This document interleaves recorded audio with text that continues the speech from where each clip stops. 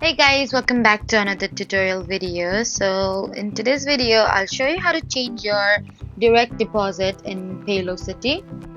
So if you've opened a new bank account or want to update where your paycheck is sent, then just follow along.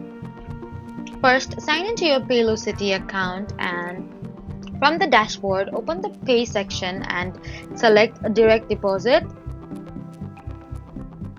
From there, you'll see your current bank account information. Then choose the account you want to edit or add a new bank account if needed. Then enter your updated routing number, and account type carefully. Then review the information to make sure there are no mistakes. And save your changes and complete any verification steps if requested. You need to keep in mind that your employer may need time to process the update before it takes effect on future paychecks.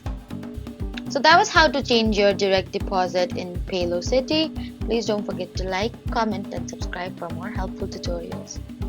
Thank you for watching.